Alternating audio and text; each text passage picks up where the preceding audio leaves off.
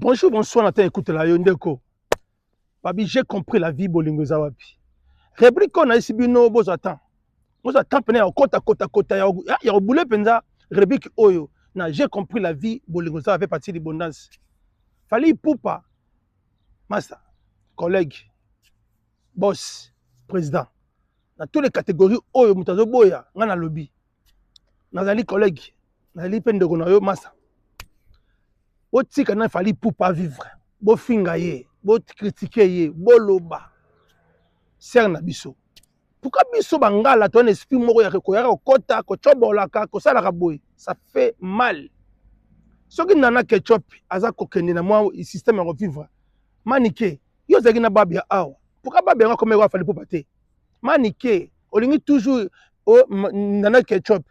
Ketchup ngo so ba ketchup boy, nani yo bomi na poto. Maman, faut que tu mo pe bomi na poto. Mais ketchup na yo na kini ayede na position déjà moi si ya nenga wane ko luka vie na ye na nenga kala na nenga ta normal.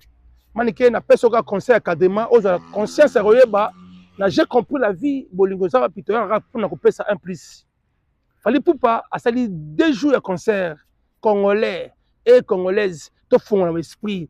Pourquoi to lingi ba artiste mais to lingi pouvoir na bangote? Pourquoi bolingi artiste na aspect mais bolingi avantage na été yo na senga ta ki partie d'abondance ndeko na yo congolais alingaka yo te to ebiango mais alingaka mutu mususu talaka congolaise aoki no somba logo pas chinois.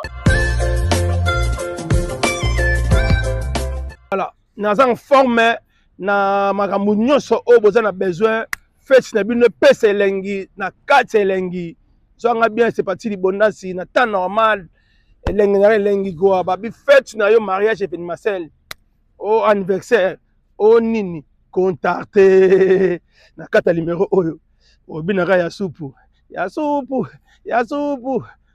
voilà na pesa mbote na batutu o bolingaka ngai na batutu o bolingaka ngai d'abord ser na nga bébé libondasi banyongo na pesa na mbote pourquoi pas yemoko mama Sandini Mbala coup suprême na pesa mbote Esther Rotigez isa mokonzi na pesa mbote Soli Capo na pesa mbote mère double na kata États-Unis.